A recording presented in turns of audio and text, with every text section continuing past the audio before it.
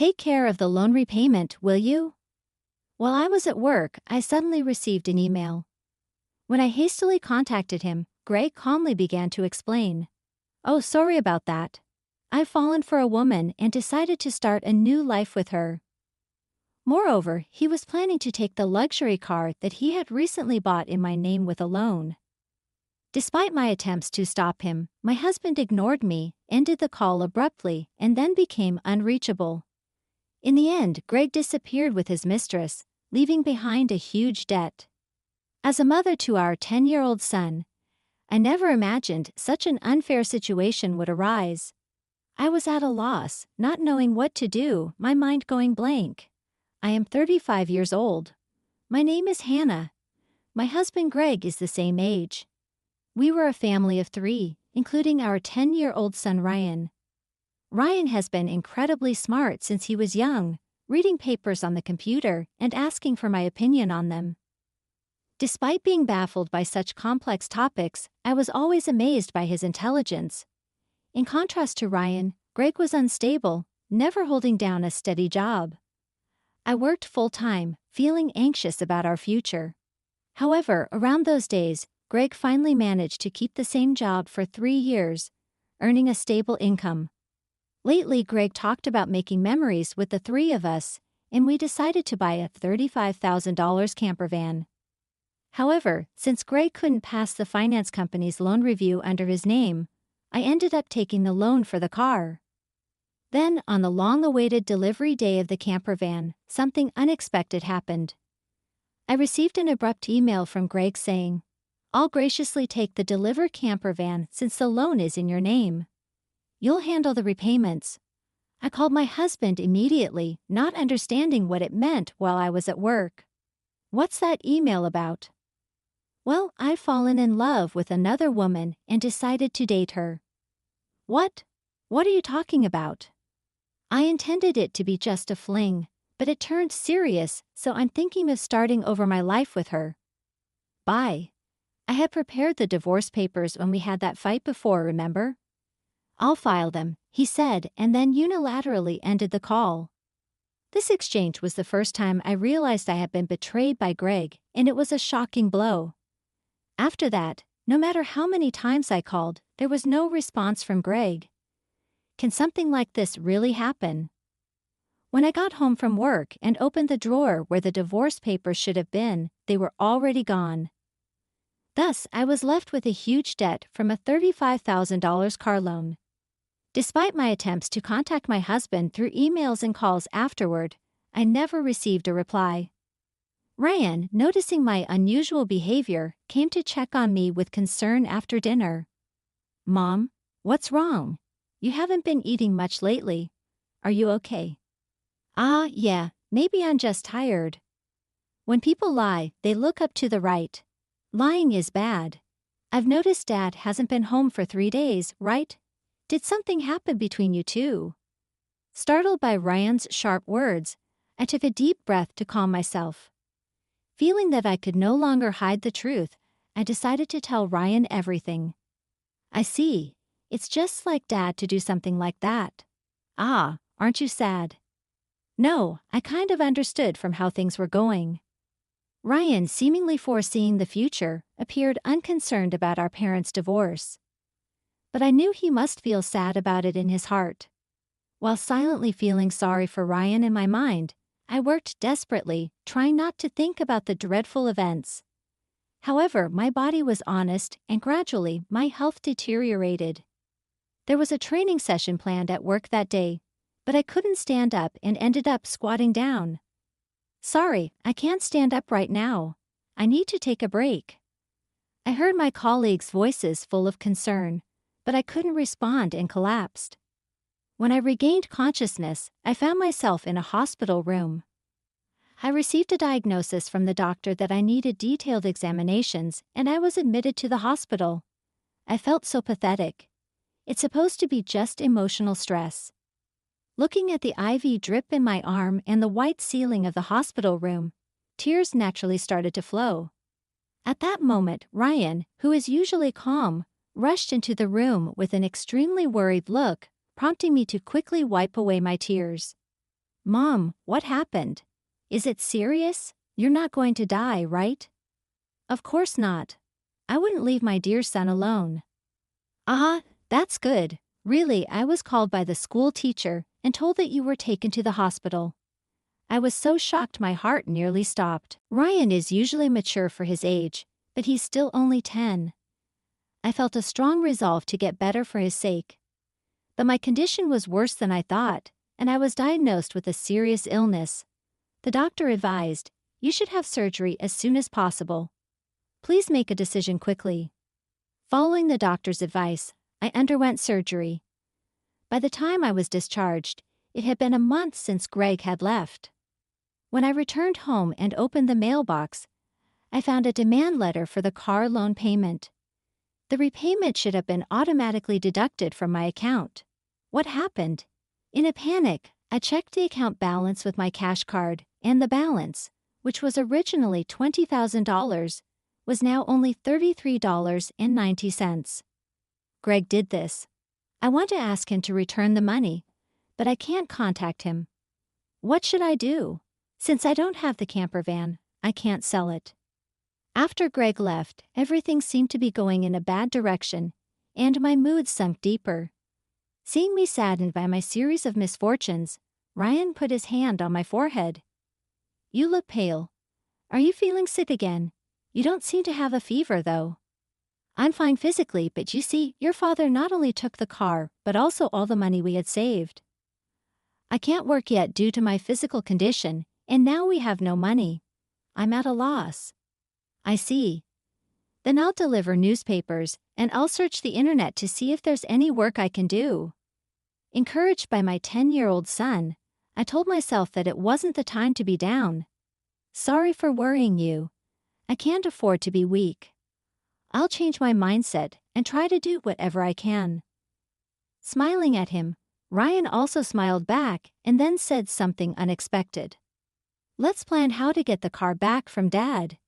How can we do that? The camper van is in your name, right? Yes, but what about it? Then maybe we can. Ryan suggested an idea that I couldn't even imagine. I had never thought such an idea could exist. Also, I have no idea where your father is. Then let's check on my phone.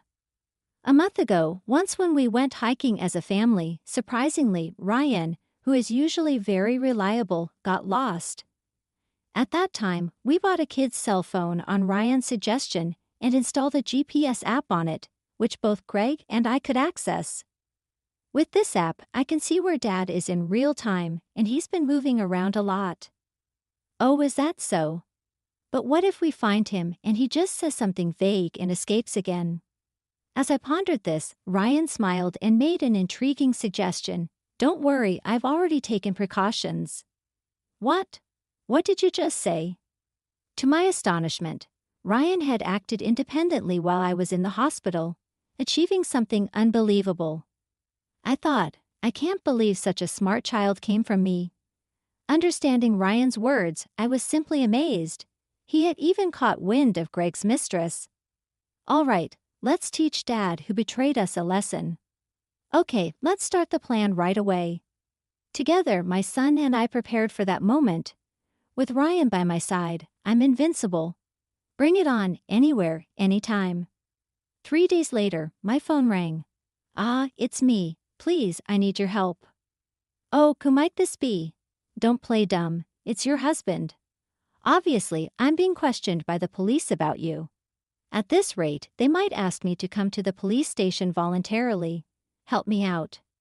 Oh, is that so? Just wait a moment then. I immediately went with my son to where Greg was, and to my surprise, it was a forest park near our house where camping was possible. Greg was being questioned by the police in front of his car, looking bewildered. Feeling pathetic, I sighed and told the police we need to have a talk as a couple and asked them to return for a while. At that time, Greg seemed uncomfortable being watched by the people around us and urged Ryan and me to get into the car. Inside the car, Greg's mistress was sitting cross-legged, glaring at us, but that was no longer important. Sorry about that. Thanks for coming. But why did the police suddenly show up at my place? I don't get it. That's because I filed a report about the missing camper van. What? Why would you do that? It's obvious, isn't it? My car was stolen. Greg, foolishly thinking that actions between spouses can't be criminal, was saying nonsensical things. But the world isn't that naive. You know, you filed for divorce, remember? Forgot? So we are strangers now, and you're driving a stranger's car without permission. That's a crime. Ryan figured all this out. Typical, sharp as ever, that kid. But I didn't steal the car, I just borrowed it for a bit. Oh, is that so? Well, I'd like to use my car now, so could you return it? That would be really helpful. As I reached out my hand, asking Greg to return the keys, he reluctantly handed them over. After confirming it was returned, Ryan quietly started talking. Hey, why did you abandon your family and choose to play around with this woman? Caught off guard by his son's unexpected question, Greg was flustered and awkwardly scratched his head. Seeing this, Greg's mistress chuckled smugly and started talking. It's because I'm more attractive than your mother. Look at me, you can see it, right? He fell head over heels for me and decided to leave his family. Quiet. I didn't ask you, old lady. Dad, you answer. Mandy was silenced by Ryan's stern tone, but Greg remained quiet. If you can't explain, that's fine. I'll just have the police come back and arrest you. Wait, hold on. Okay, I'll talk. Mandy joined my company 3 months ago. We were attracted to each other and became involved at the welcome party for new employees. Later, it was discovered that Mandy was pregnant, and I decided to start a new life with her, leaving you guys behind. And why did you take the camper van? I quit my job and thought about selling the car for money. But it seems like you were using it quite a bit, weren't you? I thought it was a waste to sell it right away, so we decided to go on a trip. Wait, how do you know all this? Remember when Ryan got lost? After that, as a precaution, we bought him a kid's cell phone and installed a GPS app. Did you forget we installed it on your phone too? So I knew where you were all this time. By the way, I later found out from Ryan that he had pretended to get lost during our family hike because he wanted a cell phone. I was amazed at Ryan's ability to think and act so strategically. I suspected something was off with Dad, so I came up with this plan to monitor his actions. You really are a terrifying child. I will never become an adult like you, Dad, who betrays important people without a second thought. Greg, faced with the hard truth Ryan told, was a pitiful adult unable to offer any rebuttal. In contrast, seeing Ryan, only 10 but able to think and speak his mind firmly, gave me a sense of strength. As a mother, I felt I couldn't lose either, especially in settling things properly. Also, return the $20,000 you withdrew from my account right now. That was our joint property as a couple. I don't have to return it. No, it's not. That money was what I saved little by little. Since I was single after all, you always quit your jobs midway, so we hardly ever saved money together. Did we? I was appalled to hear that the $20,000 had been squandered by Greg and his mistress. It was the moment I felt relieved about divorcing him. So that's how it is. But if you stole and used the car and my money, that's going to be a serious crime. What?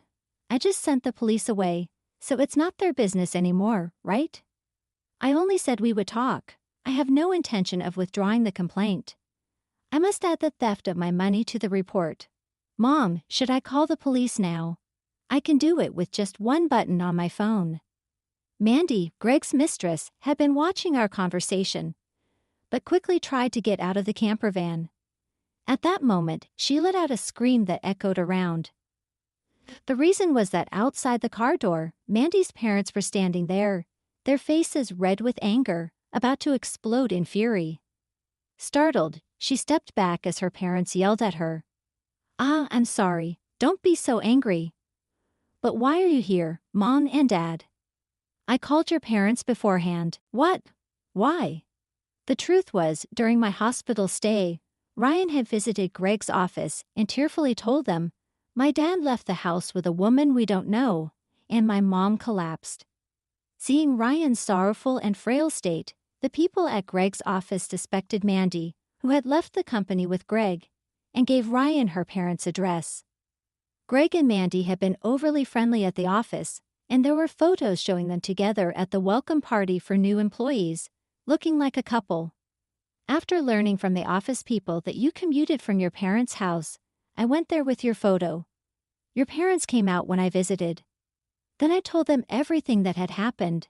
So today, I contacted Mandy's parents and asked them to wait nearby for a while. How could you do this to me? The worst. I don't want to hear that from you. That's my line. By the way, your stomach seems quite big. When is the baby due? In 3 months.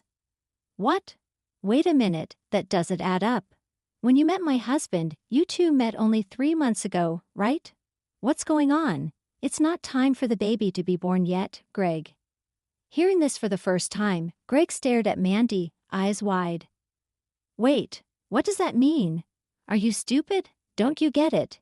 It takes about 9 months from conception to birth, which means the child she's carrying isn't yours. You're so foolish. What do you mean, Mandy? Have you been deceiving me? Ah, I almost got away with it. Can't help it now that I'm caught. You're so naive, you can't see through lies at all. Really, a fool. Don't mock me. My whole life is ruined because of you. What were you thinking? Greg and Mandy started an ugly argument, but nobody intervened, letting them have it out. Meanwhile, we contacted the police again to explain the situation. As it began to get dark, the forest park was brightly lit by the red lights of the police cars. No, really, I was wrong. I was truly wrong. I'm sorry. I'll work hard and never cheat again, so please just don't arrest me, Dad. People don't change that easily, especially lazy people like you. Exactly, Ryan's right. I can't trust you at all. Reflect on your actions and pay for your crimes at the police station. If I get arrested, I won't be able to pay back the money. Is that okay with you? I don't mind. Pay me back after you've atoned for your sins. Take your time. Don't worry, I've already found you a place to work. Let's see, there's Ryan's child support, plus the $220,000 you stole from me. I'm not sure how much it will all add up to, but you'll work and pay it all back. I had one last thing to say to Mandy, the mistress. You might think you're just an onlooker, but don't forget you're an accomplice to Greg's theft. Be prepared for that. When I told them that Mandy would have to pay if Greg couldn't return the stolen money, she shivered in fear. Mandy asked her parents for help, but they refused, saying, "We disown a daughter who causes trouble for others." Thus, Greg and Mandy were taken away in a police car together. Thanks to Ryan's smart strategy, we were able to punish Greg and his mistress, Mandy. Though they were released from detention soon after, they faced a hefty payment to me.